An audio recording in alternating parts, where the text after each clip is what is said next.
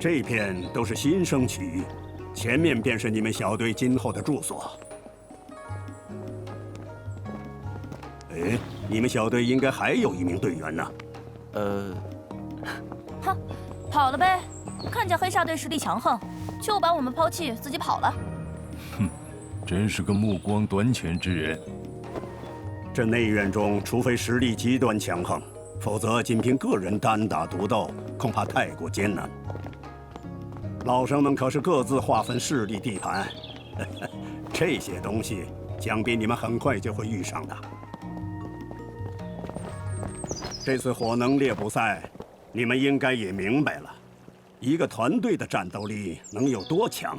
特别是你们4人，一个人的力量无论如何也比不上一个团队，更别提这个团队里还拥有一个值得信任的队长。萧炎的实力我信服。哼，也是啊，跟这家伙在一起，虽然不想承认，但确实挺有安全感的。你们呀，倒是赖上我了。你们可以进去好好休息了，有问题随时来找我们。哎，长老，没有修炼课程的吗？内院不需要那种东西，只要你们有足够的火能，便能进入天分炼气塔中修炼，那比任何课程都管用。收拾房间吧，这里以后或许就是我们的长期根据地了。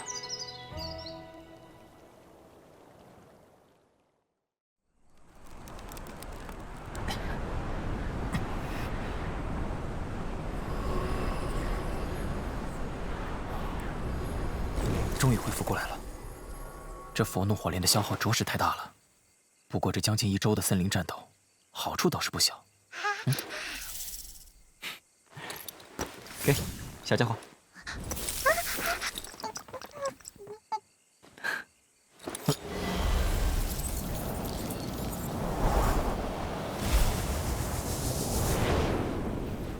老师，您可探查到了陨落星岩的下落？进入内院后，我隐隐感觉到在此偏北之地有股异样气息。异样气息？或许真是你所需要的东西。那好，明早我便去探查一番。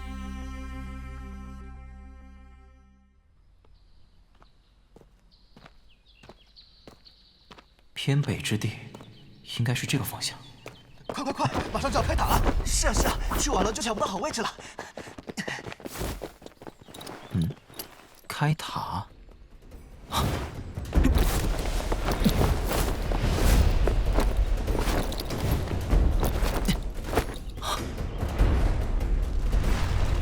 难道那就是天分炼气塔？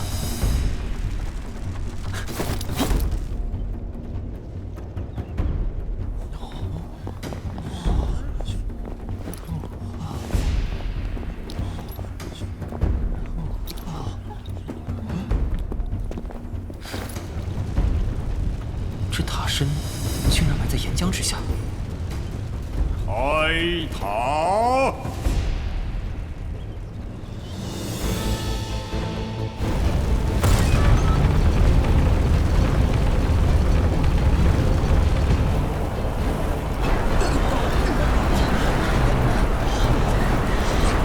这温度，我们快去站个好位置。走，兄弟了。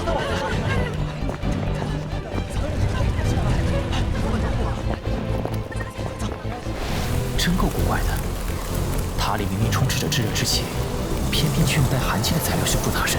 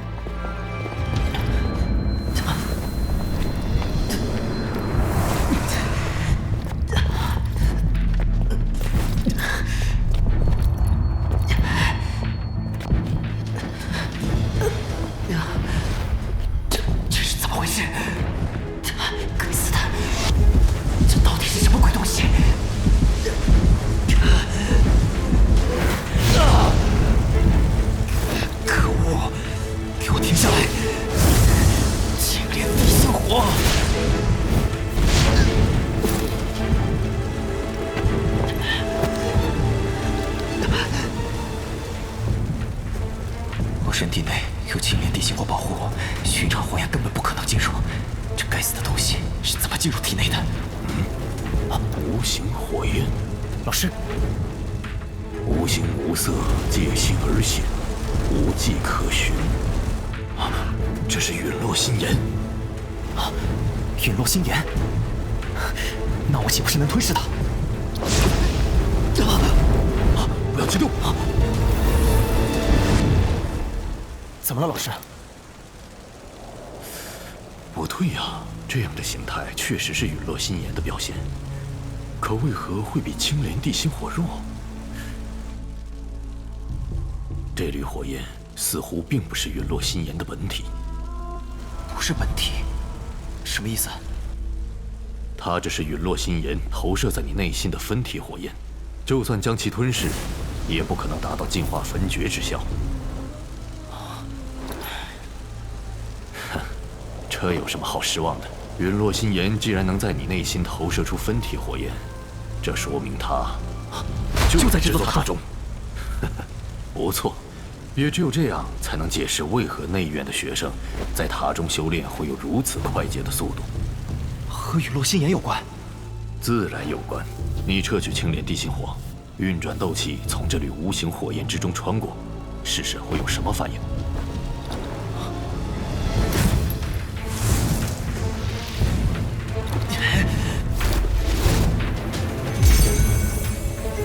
从无形火焰中穿过去。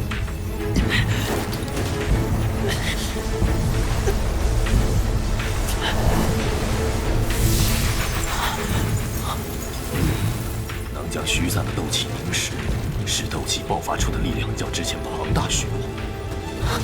再来！哎，每年都有这种莽撞的新生，哼，活该吃苦头，真是个蠢货。新生初入内院，自然不懂这里的规矩，有何好笑的？还有时间，还有时间。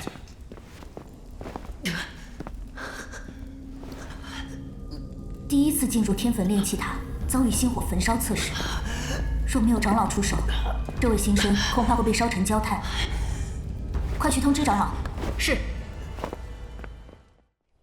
我们已经缴纳过两方势力的纳贡费了，别以为我们不知道规矩。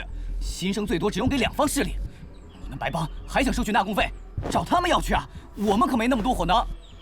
你们新生在火能猎捕赛上不是挺厉害吗？拿这么多火能可是会烫手的。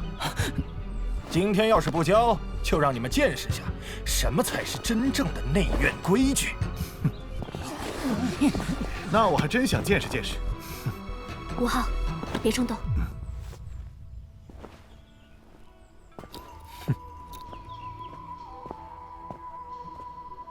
君儿，武家，你们不如随我一起加入白帮吧。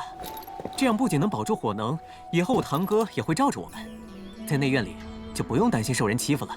用不着你这个吃里扒外的叛徒来操心。要火能？没有。若没有其他的事，便请离开吧。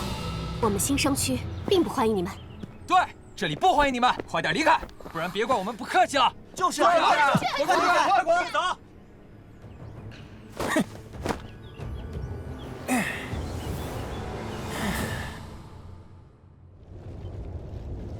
让一让，让一让，柳长老来了。哎呀，这个不知天高地厚的小家伙，初进天坟炼气塔也不预先报告一声，这苦头吃得冤枉啊！柳长老。哦，月丫头也在这儿啊。你这次是打算进入第几层修炼呢？第6层吧。哇，第6层，那至少要6星斗灵方能下去啊。看来不出几年，月丫头便有资格在内院竞选长老了。这等天赋与速度，着实让人惊叹呐！柳长老过奖了，全靠在天坟炼气塔中修炼罢了。柳长老，还是先让这位新生脱离心火炙烤吧，不然他身体可承受不住。月丫头，当年你第一次进入天坟炼气塔时，在心火炙烤中坚持了多久啊？17分钟，这还是柳长老当年您提前提醒我的缘故。初入炼气塔经历的心火炙烤，其实便可判断其潜力如何。若我所猜不错的话，这个年轻人便是那个萧炎吧？在火能猎捕赛中领导新生，将老生队连同黑白双煞队全部打败的那个小家伙。啊，他就是萧炎啊，就是他呀！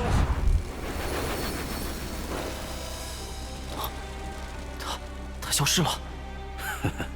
这只是一缕极为弱小的投射分体，产生的净化能量很少，仅能支持你净化这些斗气而已。不过，它还会源源不断的出现。仅仅一缕投射分体，就能让我的斗气精进。陨落心炎对我的帮助，恐怕比青莲地心火还要大。柳长老，已经将近18分钟了，这般对心火的抵抗力已经很好了，在内院中可找不出几人。的确算不错了。出来吧！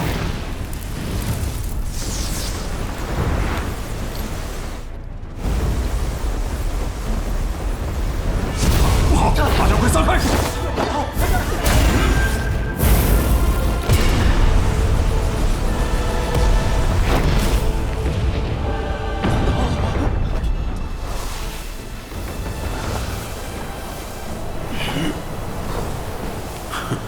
好个萧炎，难怪提起你时，那些老家伙总是神秘兮兮的。原来是你，哼，真是个受上天眷顾的家伙。竟然凭借自己的力量，从第一次心火炙烤中清醒。萧炎，这么多年来，你可是第一人啊！你是？我是天坟炼气塔第1层的守塔长老，你唤我柳长老便可。晚辈萧炎见过柳长老。您这是？没事没事，操控火焰时不小心出了岔子。哎，你们都待在这干什么呢？还不趁早去修炼？是。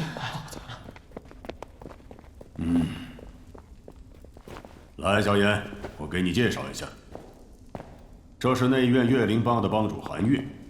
这次也是他发现了你陷入心火炙烤，派人前来通知我的。多谢了，韩月学姐。不用谢。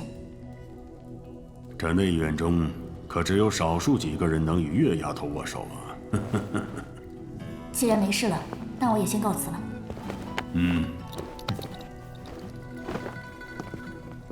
萧炎小子，你新来内院还不知道炼气塔的规则，若有时间，听我与你讲讲吧。那便多谢柳长老了。在这天坟炼气塔中，高中低级别的修炼士得靠实力争夺，实力强则能获得最靠近中心的高级修炼士，实力差便只能去最外面的低级修炼室。同一层塔内，不管修炼师的级别如何，他们的修炼费用都是一样的。花费相同费用，所获得的成效却天壤之别，岂不是会让强者越强，弱者难以追赶？不面临困境，人的潜力又怎能彻底爆发？只要压抑到了极致，总会有一些彻底爆发的学员，以极快的速度追赶上以前难以触摸的强者。这种情况几乎每年都会在内部出现。这是。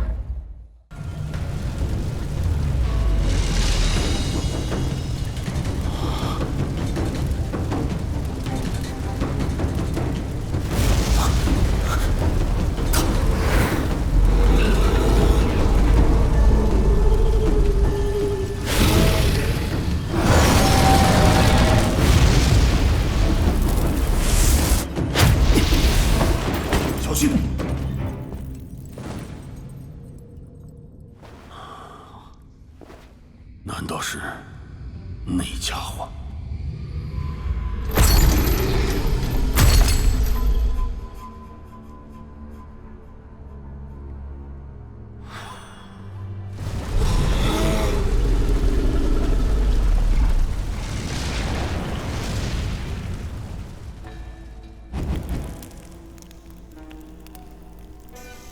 长老，究竟怎么回事？没什么，只是出了点小意外而已。今日你心火炙烤够累了，先回去休息吧。哦，对了，今日之事切记不可向他人提起。弟子明白，长老不必相送了，告辞。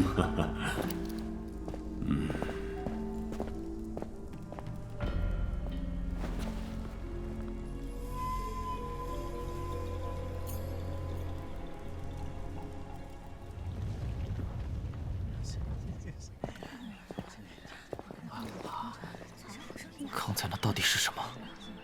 气息也太恐怖了。看样子似乎是你的清火把它引出来的。老师，你说那东西是？没错，它便是陨落心炎的本体。怪不得气息如此恐怖，他这是怎么回事？这不明摆着，内院拿他的分体灵气来淬炼学员经脉，提炼斗气，这就是内院学员修炼迅速的秘密。竟然把陨落心炎圈养起来，真是艺高人胆大呀！我看这是在引火烧身啊！虽然那空间牢笼是斗尊强者所设，但陨落心炎可是毁灭的力量，而且看样子还凝聚出灵智，迟早是要破笼而出的。倒是这天分炼气塔，怕是顷刻就被毁了。不过内院那些老家伙肯定会阻拦他的，到时或许便是我们的机会。我看这是1-2年内的事了，我们得为那一刻及早做准备。我明白，绝不能错过这机会。不过，这异火就算得到了，又怎么炼化？看他那气息，斗皇也不是他的对手。的确很困难，但也没法子。除非你愿意放弃陨落心炎去找其他异火，那倒无所谓。开什么玩笑？异火哪有这么好找的？这便是星儿学妹吧？果然姿色不凡。那萧炎虽然带着你们在火能猎捕赛获胜，可惜以他的实力，在内院什么也不是。跟着他怕是耽误前程。只要你加入白帮，我会好好照顾你的。不劳你多费心了。好个倔强脾气！白山，那就让他们瞧瞧新生与老生的差距。上！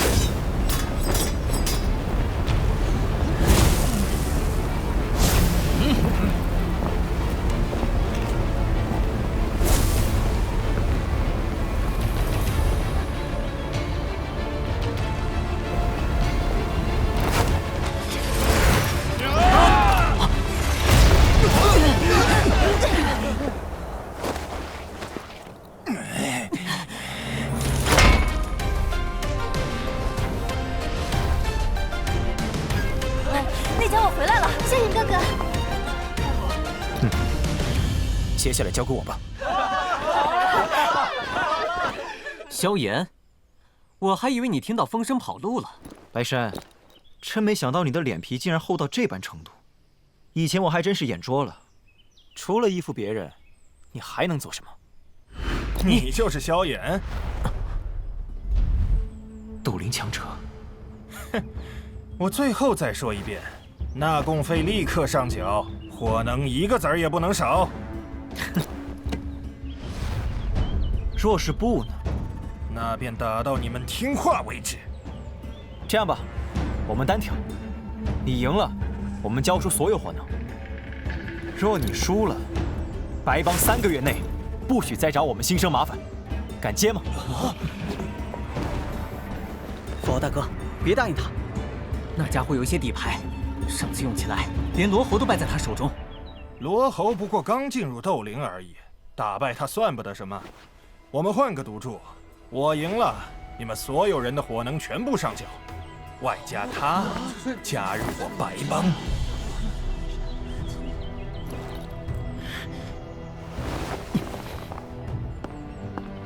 若你输了又会怎样？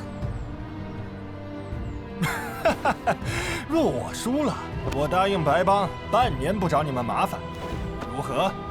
萧炎哥哥，和他比。对，和他比，就是给他点是。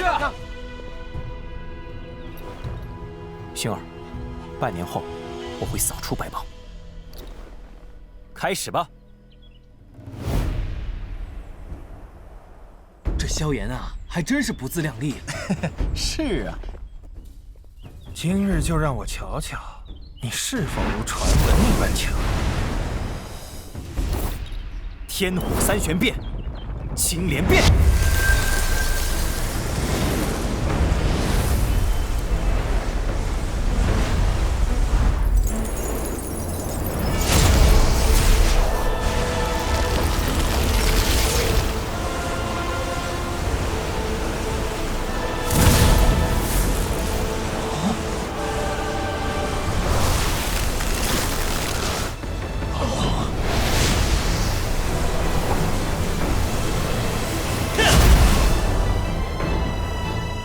是强行提升实力啊，怪不得能打败罗侯。不过这种无法持久又伤身的法子，就是你的底牌。今日让你见识一下什么是真正的斗灵强者。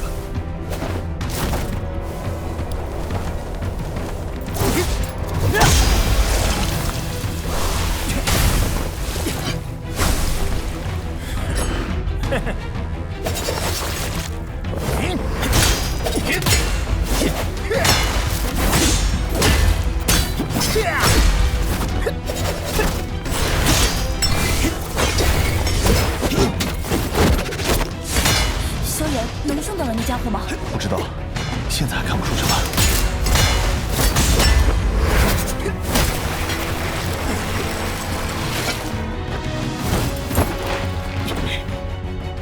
果然有点本事，难怪如此嚣张。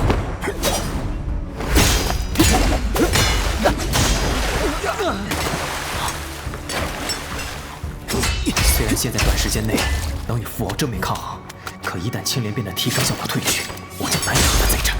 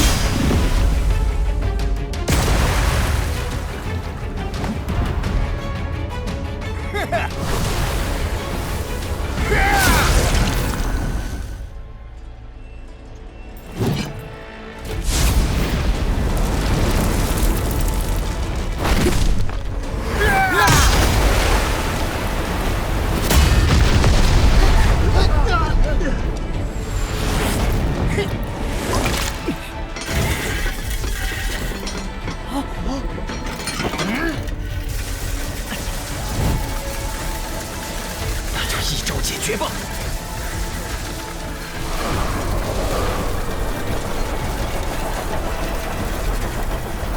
虚虎碎金银。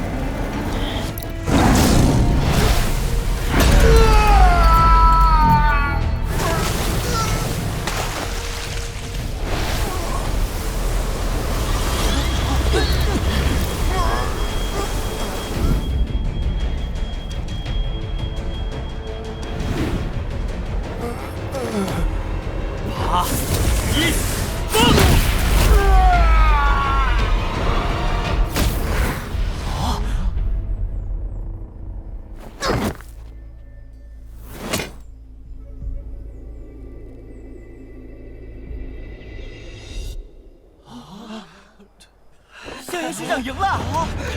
赢了！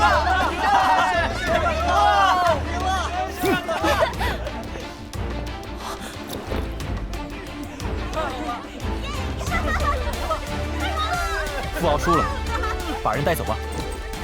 记住跟他的赌约。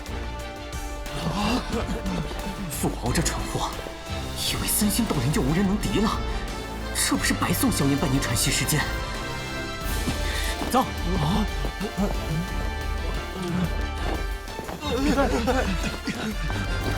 好了，没事了。萧炎学长，这次又多亏你了。大家都是新生嘛，下次老生再来欺负人，只管叫我。不过很多老生因为火能猎捕赛的事，心里都很不平衡，老来找我们的茬。我们如果事事都仰仗萧炎学长，也不是办法。萧炎学长，不知道您是否有在内院创建一方自保势力的打算？萧炎学长或许也该知道，内院里除非一个人势力极强，不然单独混的话，会有些难以避免的麻烦。只有竞争力够强的势力，才能获得天坟炼气塔的高级修炼场地，因而内院才会大小势力错综复杂。你是想让我把新生拉拢起来，创建一处新势力？以萧炎学长如今在新生中的声望，完全有可能。如果萧炎学长有此打算，那我们就跟着他，这样我们新生就有自己的势力，不用再怕那些老生欺负了。说得好，只要萧炎学长带头，我们都跟你。反正那些老生也看我们不顺眼，如果我们有自己的势力，又何必去别的势力受他们的鸟气？就是。萧炎学长，你看大家都很支持你。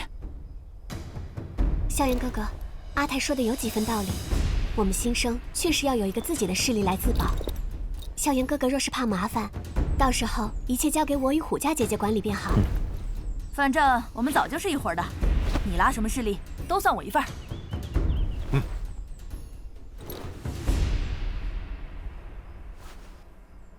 既然大家信得过我，那我就带大家一起在这内院立足下来，为自己，也为了你们，我们合力一次。那萧炎学长以后就是我们的头了，头，给我们的新生势力取个名吧。我希望我们这支新生势力能像磐石一样屹立在内院强者之列，就叫盘门好了。盘门？大家听到没？从今天开始，我们便是盘门的人了。盘门，盘门！现在的情况大家都清楚，白帮不会善罢甘休的，半年后一定会来报仇。这半年内，我们必须尽快提升实力，到时候才不会任人鱼肉。所以，从明天开始，所有盘门成员都要开始进入天坟炼气塔去修炼。是。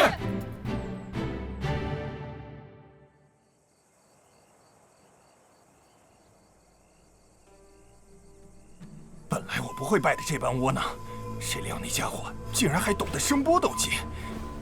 对，这萧炎简直卑鄙无耻。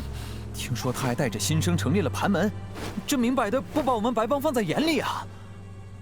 没错，这场子必须撤。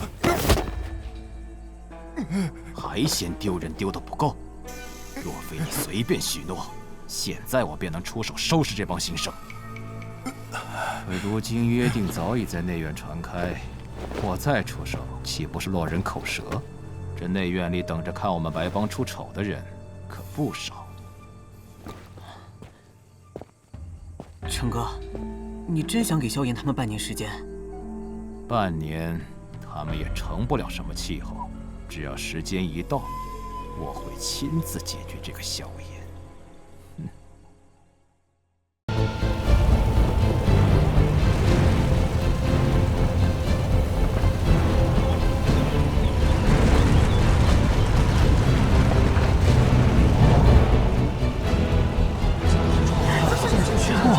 那不就是新成立的盘门吗？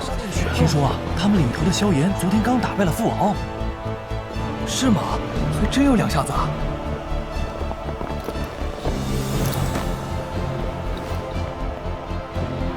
大家都知道，第一次进塔会有星火淬炼的考验。昨天我也把应对方法教给大家了。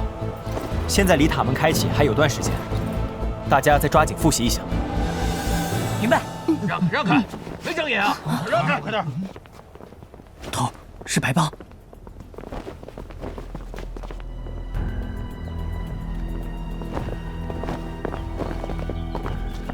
嘿嘿，白城帮主亲自来了，看样子是来找萧炎那小子晦气的。哼，等着看好戏吧。这下惨了。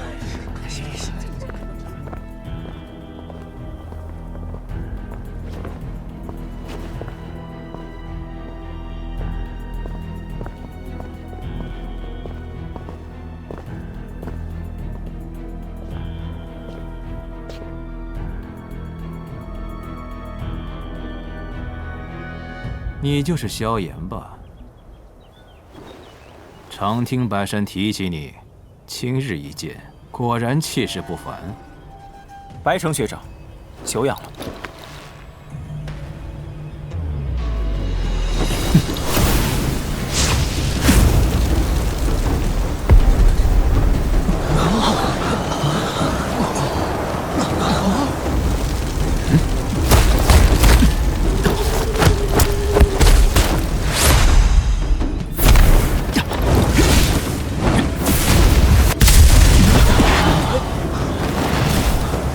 萧炎哥哥，白城，你干什么？不用着急，我只是和萧炎学弟切磋一下而已。在内院，这种事情有什么好奇怪的？白城学长，不愧是名列强榜的高手。今天这一指，萧炎记住，来日定请学长收获。只要你有那本事，我白城随时恭候。不过，我要奉劝你一句，内院有内院的规矩，像你这样没有实力还敢这般狂妄嚣张的，只会是自取其辱。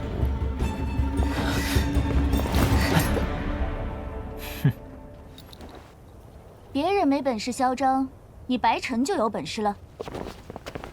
那你怎么不去找林修崖、严浩这些强榜前10的高手耍威风啊？哇，是寒月学姐！学姐说话还是这么犀利啊！寒月学姐怎么护着他呀？萧炎这小子走的是哪门子狗屎运？就是。寒月，要你来管什么闲事？瞧你欺负一群新生，有些看不过去而已。哼，白参说的不假。你女人缘的确很令人羡慕，希望半年后你别又躲在女人身后。站住！半年后，白帮解散。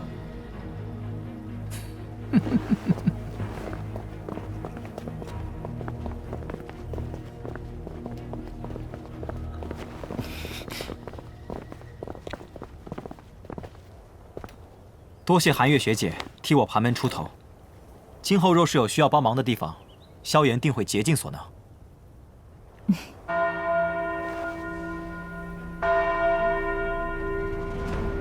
开塔！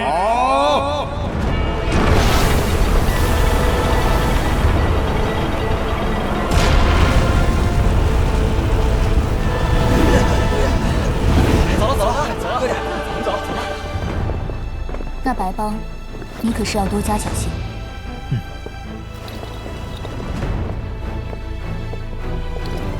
走，进塔。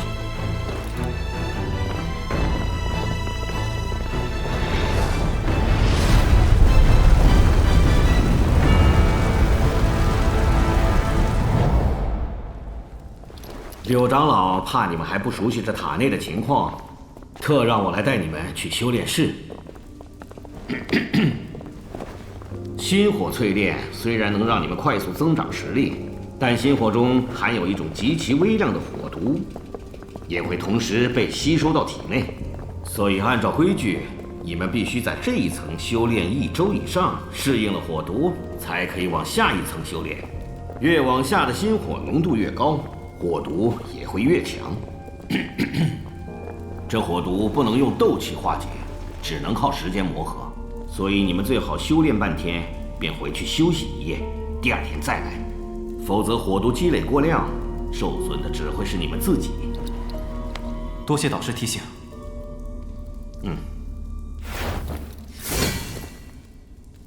我们开始吧，看看我们之中有多少人能够在这第1次修炼中晋级。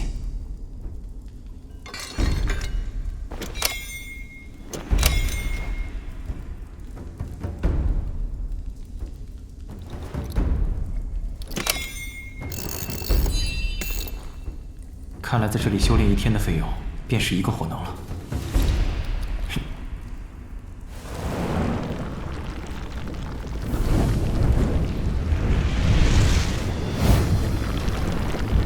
心火会源源不断地进入你们的体内，过程虽痛苦，但千万别跟心火对抗，让它淬炼你们的筋脉、骨骼，提升你们的实力。这里的心火浓度比金塔时的心火淬炼强上许多。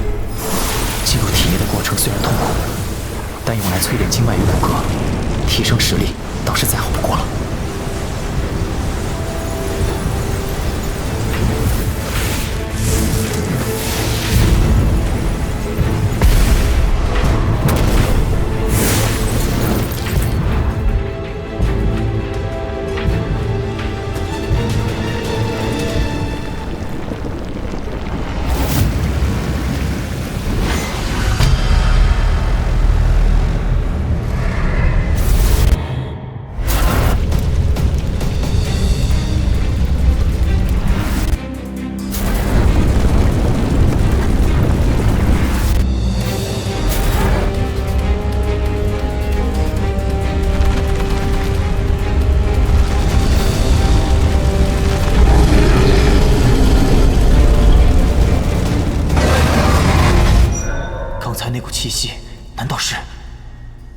没错，应该便是陨落心炎的气息。可惜有封印干扰，无法探明其具体情况。萧炎，找机会进入炼气塔的更下层修炼，早一天晋级至斗灵，日后争夺陨落心炎才更有把握。我晋级了！哎，各位，我晋级了！我也晋级了。我怎么没晋级？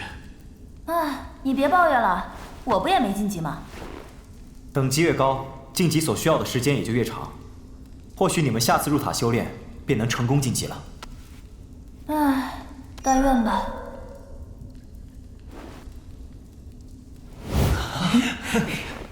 难道这便是被火毒侵蚀的体现？正如导师所说，初入塔中并不能长时间持续修炼。你这小女友应该也有什么宝物护体，所以才没事。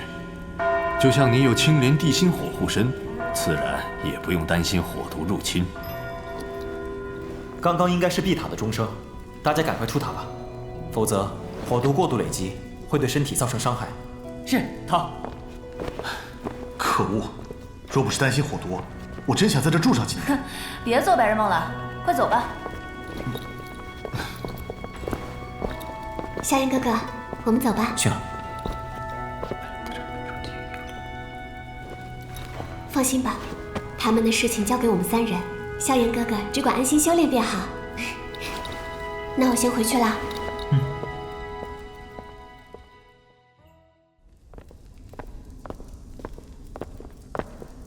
还好有着星火金卡，才能顺利进入第4层。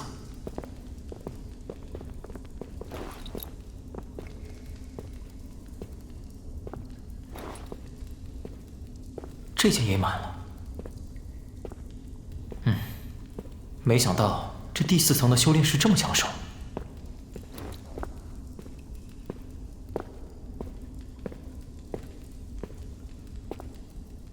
好，终于找到一间空的了。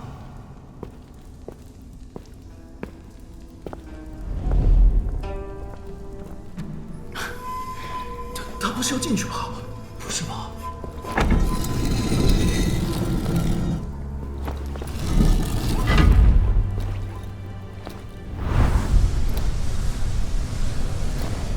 越往下走，这星火能量也确实更加浓郁。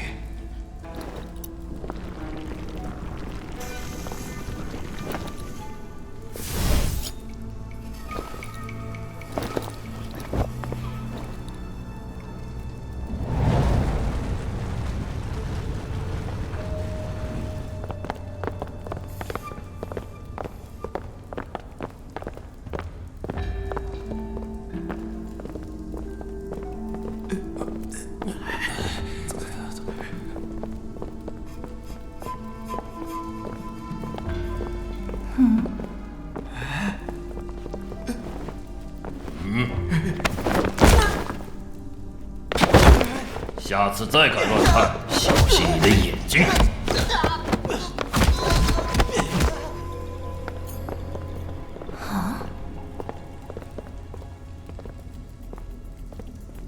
哼，菲儿，来又有不开眼的家伙占了你的专属修炼室。雷娜，对人客气点啊。放心吧，我只是让他明白一些道理。柳青大哥说了，让我保护你，我绝不会让你受半点委屈。哪个不开眼的，敢占用我们柳妃小姐的修炼室？里面的家伙给我出来！非要老子来硬的！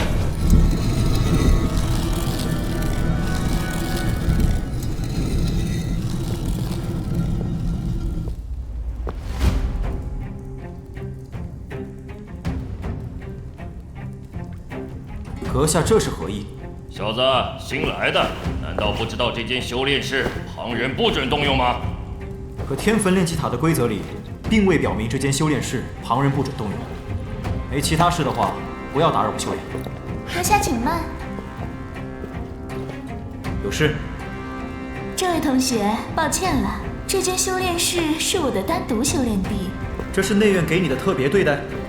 如果你能拿出证明，我对先前的战友给你道歉。小子，有种！还有你，难道你不知道这般大力砸门会对里面修炼的人造成干扰，甚至被迫退出修炼状态？这小子不要命啊！是啊，你别看了，手痒了好几天，今天总算可以好好松下筋骨了。四星斗灵。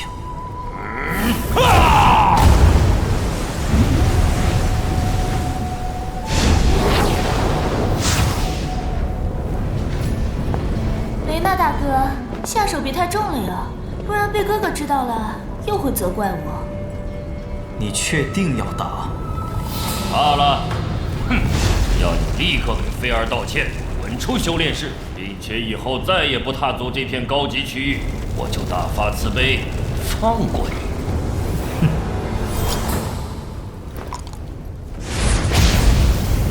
炼药师，难怪这么嚣张。不过区区一个大斗师，想凭这东西打败我，还差了点。那你就试试。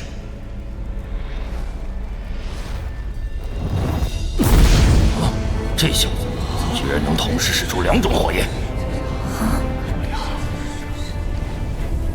哼，小子，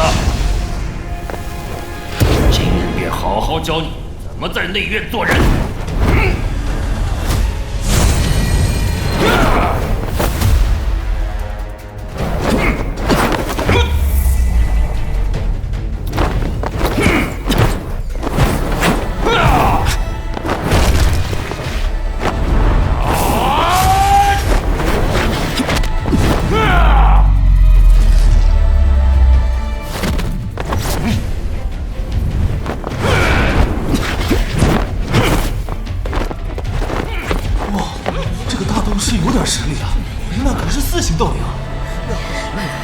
雷娜，别玩了！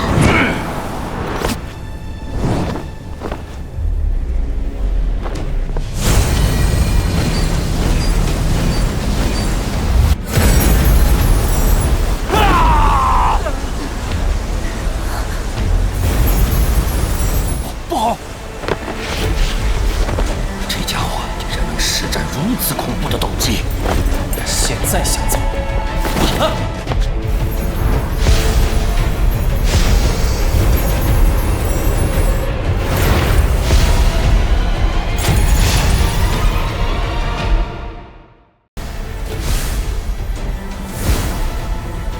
现在想走，晚了。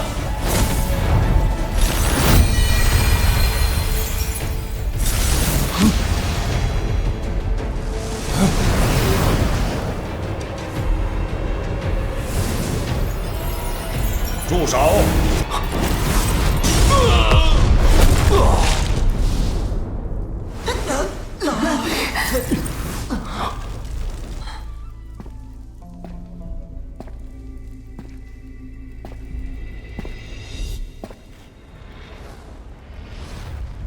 你们在干什么？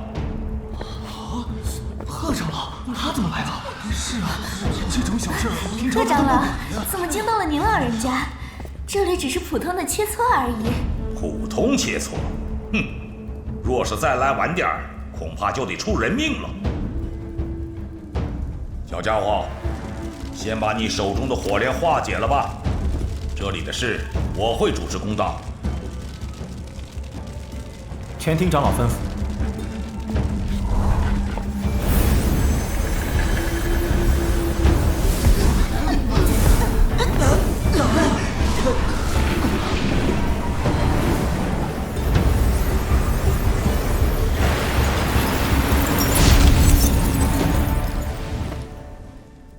你便是萧炎吧？小子萧炎见过贺长老。这里究竟发生了何事？贺长老，菲尔常用的这间修炼室今天被人霸占。雷纳大哥只不过为菲尔讨个公道，可曾想萧炎下手竟如此狠毒。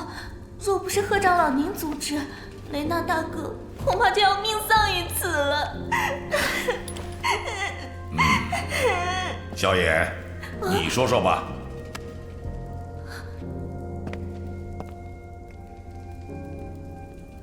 我进入这间修炼室时，里面并无人使用。按照天焚炼气塔的规矩，我付出相应火能，就能在里面修炼。谁知这个叫雷娜的不遵守塔内规矩，强行砸门，胡搅蛮缠，硬说这间修炼室是这位女子的专属。小子虽然不惹事，但也不怕事。他们既然要战，我自然奉陪。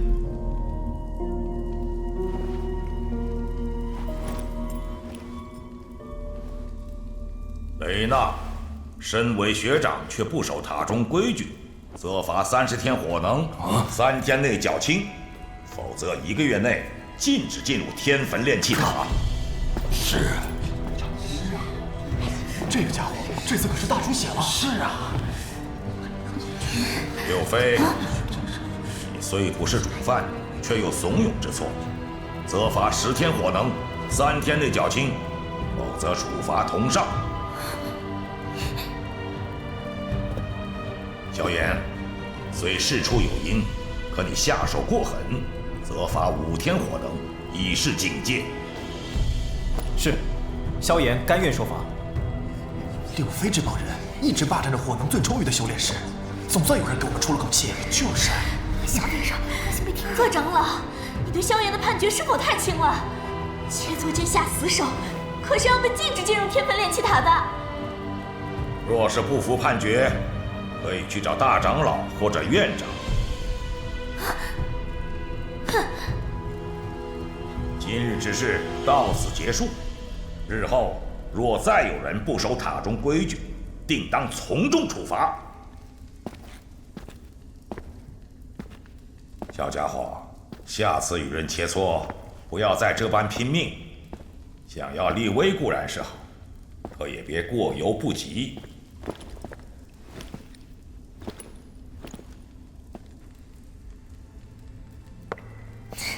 萧炎，今日之事我记住你了。不打你，因为你是女人；若你是男人，下场只会比雷娜更惨。你给我等着！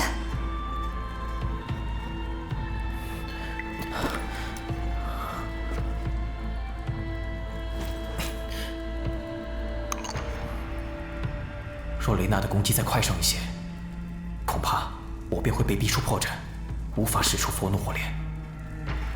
这一层的星火强度对我来说已经不够用，看来要加快修炼速度，只能继续前往下一层了。这几天，那东西又开始不稳定了，散发的波动越发剧烈，情绪亦是越来越暴躁。恐怕今年内，它将会出现一次大反扑。如若处置不当，恐怕学院将会面临极大麻烦。大长老，是否要通知院长加固防御？那东西可不能暴露，否则被黑角域那帮家伙知道，恐怕会红了眼的冲过来抢夺。加固防御势在必行，可院长在外游历，谁也不知道他身在何处。北面黑角域那几大势力的动静，必须随时注意。对了，刘长老，那个拥有异火的小家伙，如今怎么样了？正在塔内修炼。或许是因为他拥有异火的缘故，竟然不怕火毒的侵蚀。我也照大长老的吩咐，给了他足够的关照。一个陨落心炎便让我内院崛起，而这不到20岁的小家伙却独自拥有异火，当真让人羡慕啊！诸位长老，以后尽量给这小家伙方便，或许日后陨落心炎的暴动，我们还得依靠他的力量。不能小看异火的能量啊！如此奇物据天地之灵而生，一旦不慎，恐怕内院要面临灭亡之祸呀！是。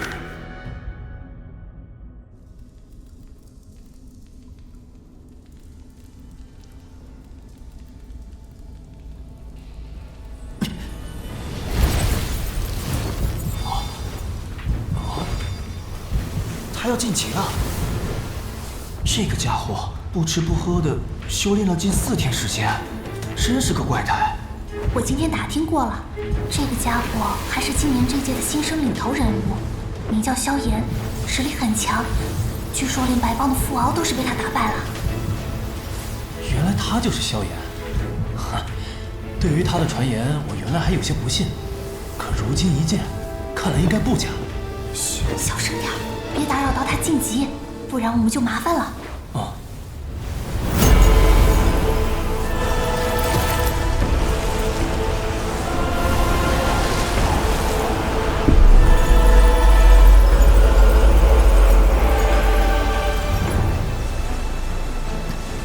快要成功了，来吧，一鼓作气。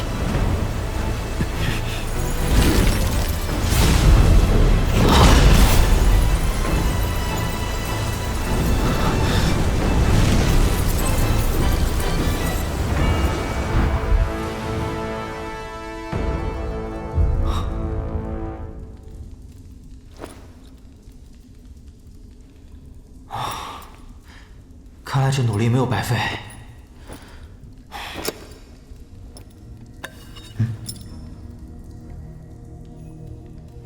请问，我修炼了多久时间？4天。才4天，便让我突破这7星大斗师。这陨落心炎果然有着无穷奥妙。这分化体便能够让人提升到这般速度。若是占用本体的话，那修炼速度将是何等可怕！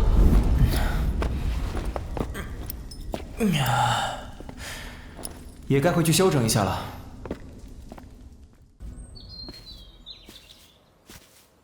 在炼气塔待了4天，不知薰儿他们如何了？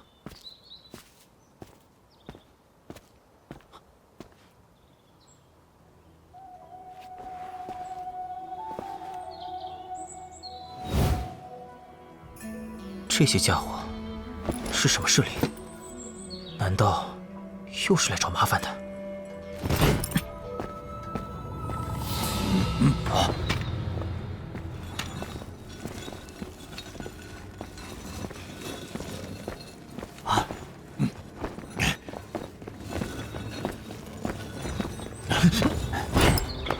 头儿，你可回来了！你们是盘门的人？你不记得我们了？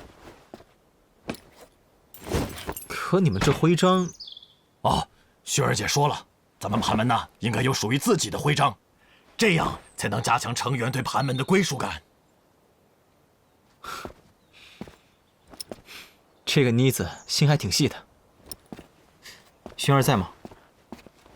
薰儿学姐在。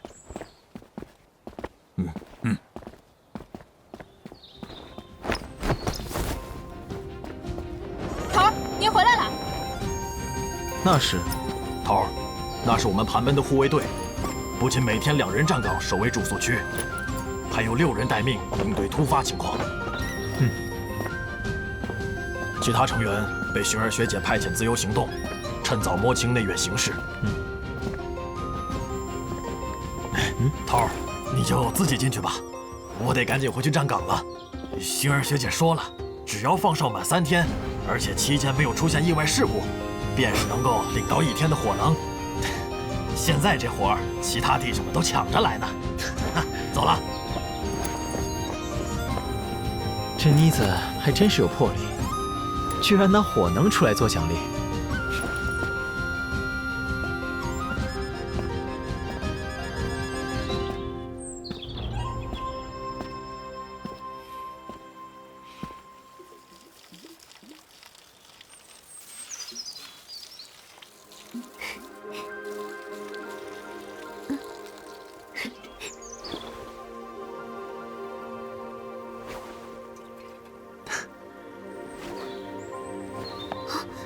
萧炎哥哥，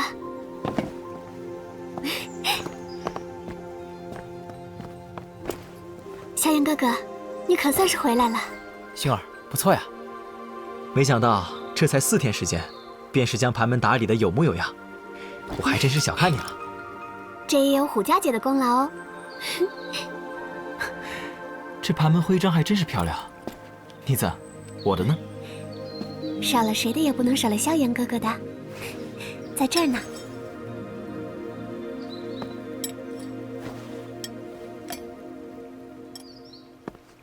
来，怎么了？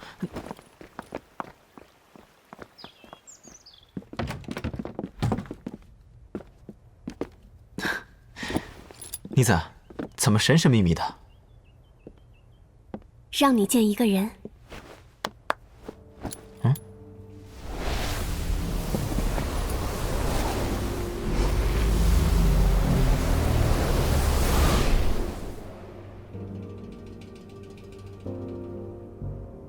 小姐，起来吧，林老。小言小友，别来无恙啊！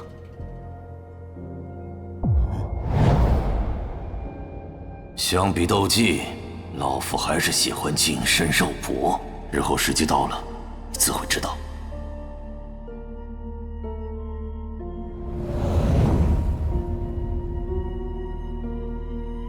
你们怎么认识？萧炎少爷，自从你离开乌坦城之后，不到半年时间，我便听从小姐的派遣，一路暗中保护你。好在小姐在迦南学院未曾出什么岔子，否则我恐怕会受到家主最严厉的惩罚。你呀，也太小瞧我了吧。林老，上次分别仓促，此次见面，萧炎再次为您老的出手说声感谢了。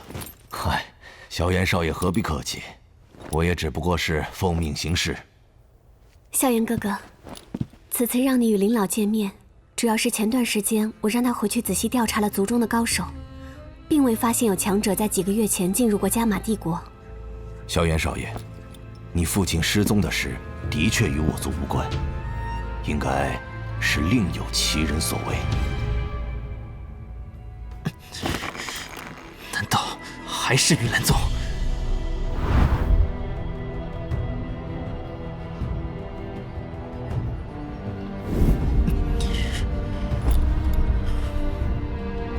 云岚宗，我迟早会回去，将此事查个水落石出。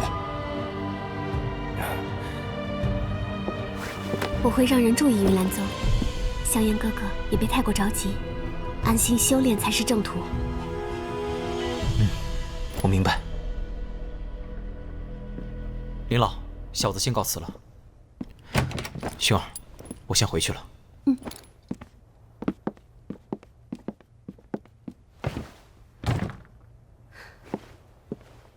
林老，你似乎知道一些与云岚宗有关的东西。这个一直龟缩在加玛帝国中的势力，似乎和那些家伙暗中有一些极为隐晦的来往。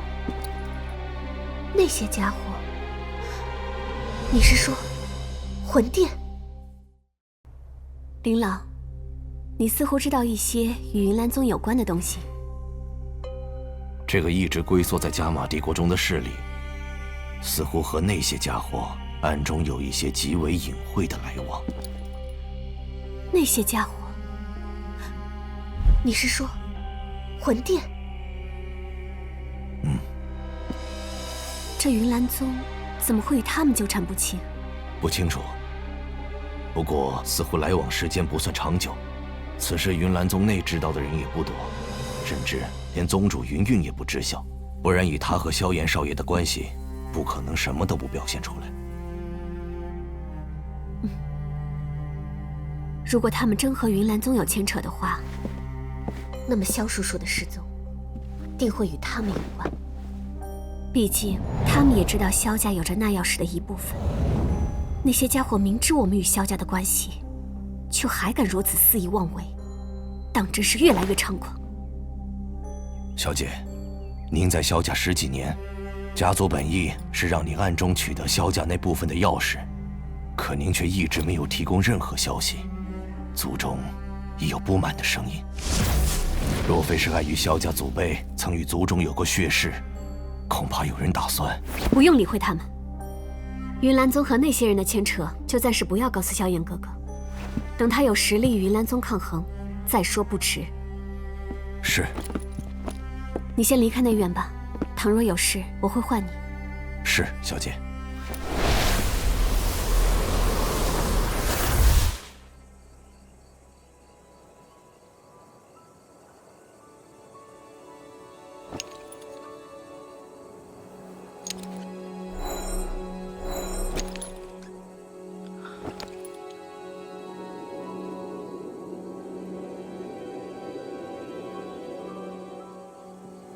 父亲，你在哪？萧炎哥哥，薰儿，你怎么来了？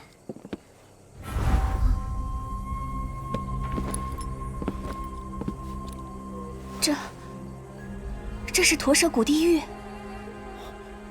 你认识这东西？萧炎哥哥，这玉你从哪里得来的？家族迁移时，长老所给，让我保管。怎么了？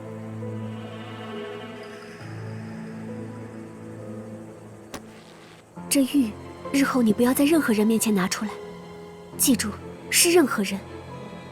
大陆上或许认识这东西的人只有极少数，可若被其他人知道了，必定会立刻招来杀身之祸，甚至连这迦南学院也说不定会眼红出手。这东西不是我萧家族长的身份象征吗？算了，不要管族中的任务。这古玉现在是获知萧叔叔生死状况的唯一物件，让我从萧炎哥哥手中取走的，我办不到。只要等到萧炎哥哥有实力与云岚宗抗衡时，我会将所有的事情都告诉你，包括薰儿背后的势力，以及和萧家的渊源。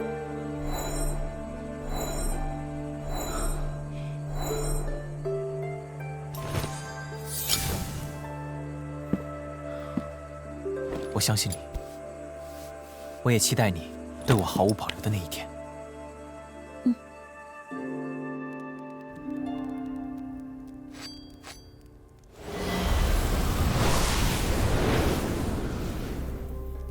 老师，我知道你想问与那驼蛇谷地狱有关的事情，但是这东西连我也只是模糊听说过，倒也从未见过。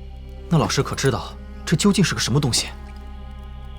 我所能告诉你的，便是这驼蛇谷地狱，或许与万年前那个驼蛇谷地有些关系。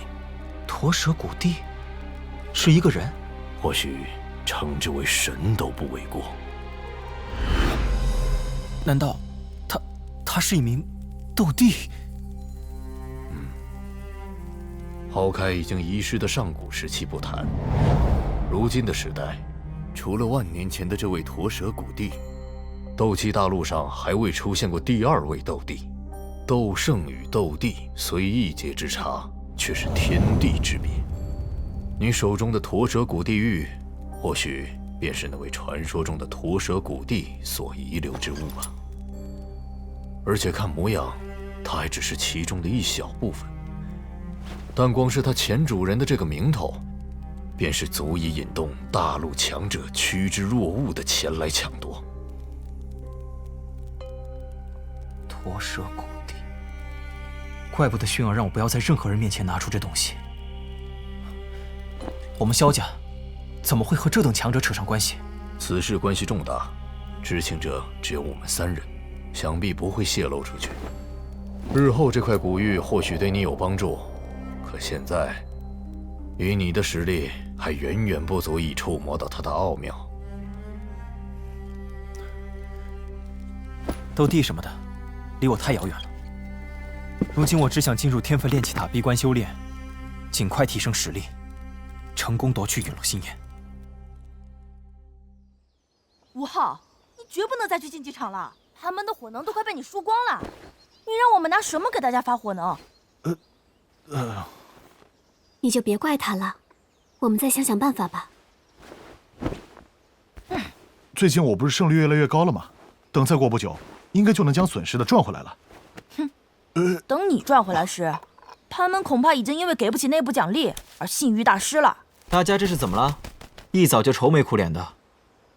萧炎，你可算来了，出大事了！盘门奖励成员的火能都是我们几个人自掏腰包，薰儿的已经被用的差不多了。他最近可一天都没进天坟炼气塔中修炼过，都怪这家伙把盘门本就不多的火能全输出去了。萧炎哥哥不用多想，你如今是盘门在外的门面，没有你在外的震慑力，不管我们施展什么措施，这盘门都是难以起来的。我有一个办法。走过路过不要错过啊！哎，学弟，过来看看这个魔盒。既然内院可以销售丹药来换取火能，那么便请盘门兄弟购买药材，到时候我来负责炼制丹药。这样一来，可以暂时缓解盘门的火能危机。赔本卖给你了。这交易所不仅规模大，售卖之物比起黑角玉也是有过之而无不及。真不愧是迦南学院。小家伙，前方第8个摊位，过去瞧瞧。我这还有啊，我这还有多的是。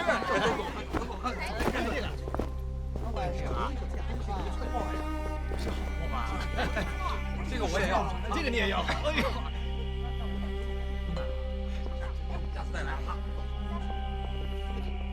这人浑身充斥着一股火爆戾气，看实力，怕是已经达到7星斗灵。这么多四阶魔盒，这是……青木仙藤。青木仙藤，炼制地灵丹的必备之物。老师，我们运气也太好了吧！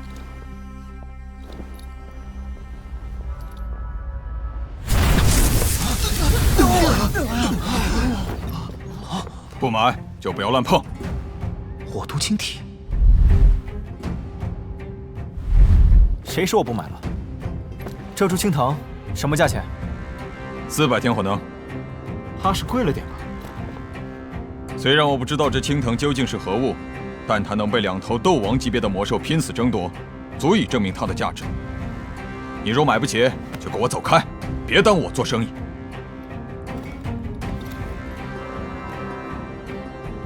400天火能，我确实拿不出来，能否以物易物？啰里吧嗦，滚开！小子还敢躲，找死！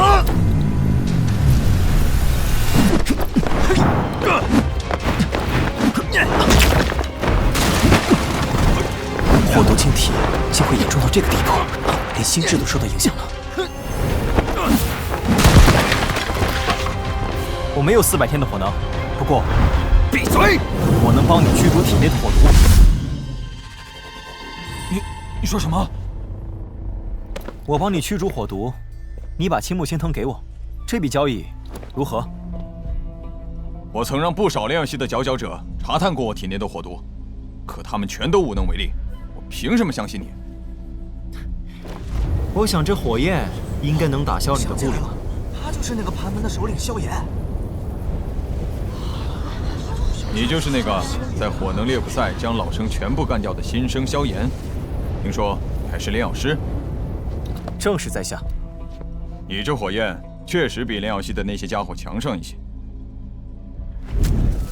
这样吧，完全驱逐我体内的火毒，再加上100天的火能，这株青藤便是你的了。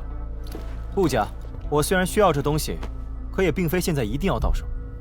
而你体内的火毒再拖延下去，恐怕就算是炼药宗师前来，也无能为力了。你谈不拢，那就算了吧。好，我答应你。但是，记住了，是完全驱除。到时候，若被我发现仍有火毒残留，别说青藤你得不到，恐怕还得受顿皮肉之苦。跟我来吧。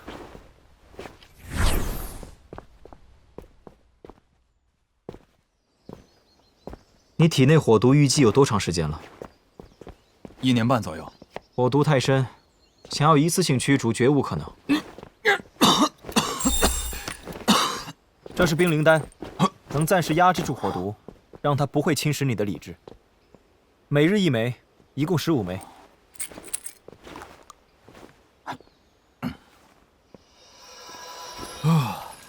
果然有点用。哎，好了，你先去忙吧。是。薰儿，萧炎哥哥，妮子，药材已经准备妥当。都已经放在你房间里了。这位是？哎，不用理他。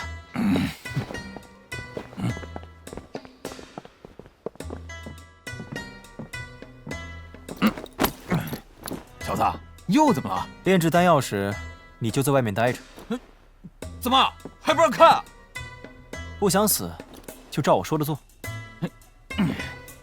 哼，反正我不管。给我驱除了火毒，我才会给你青木仙藤。小子，别忘了青之火灵膏和素灵风丹一并炼制。知道了，老师。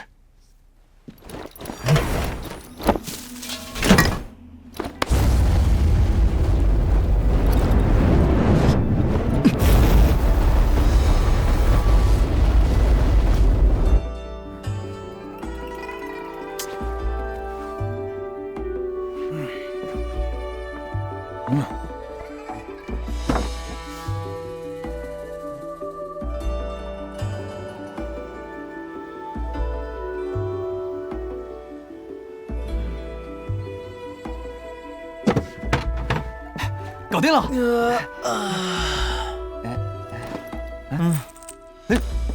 这是洗髓寒灵液，在盛满清水的大盆中倒入1滴，静坐修炼半小时。到时候若火毒依然还有残留，我会再帮你炼制。对了啊，这段时间不能再去天分炼气塔修炼，否则药效会即刻失去作用。好，只要真能将我体内火毒驱逐，我林燕也算欠你一个人情了。我对你的人情可没兴趣，记得把青木仙藤给我就行了。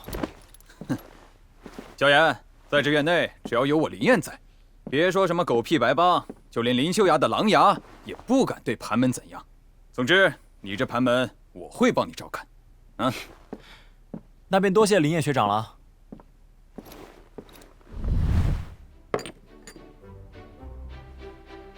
萧炎哥哥，这里一共有多少丹药？回气丹83枚，附体丹62枚，冰清丹36枚，一共是181枚。这么多！幸不辱命。接下来销售的事情，便只能靠你们了。交给我们吧。5号，通知阿泰、铁木他们，尽可能调配人员，准备前往交易区。胡家，我们将所有丹药分好类别，再仔细核对一遍数量。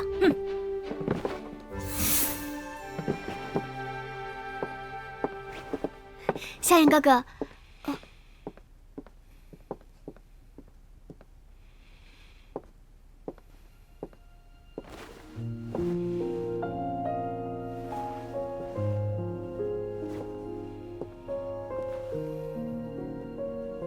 睡吧，夏言哥哥。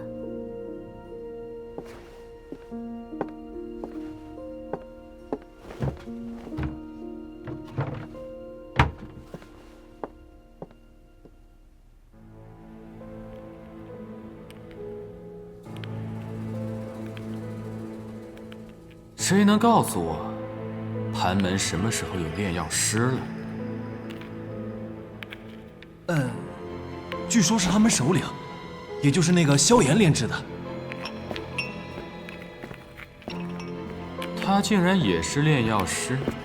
这3种丹药比我们所出售的任何一种都更好，更便宜。若是让他们彻底将名气打开，恐怕我们丹药出售的垄断地位将会直接被掀翻。如今是那可怎么办呢？这点东西总得想办法呀。调查他们购买的药材，他们所买的，我们用双倍价格全部收购。我药帮别的不多，就火能多。是，禀告帮主，白帮帮主白城求见。白帮，请他进来。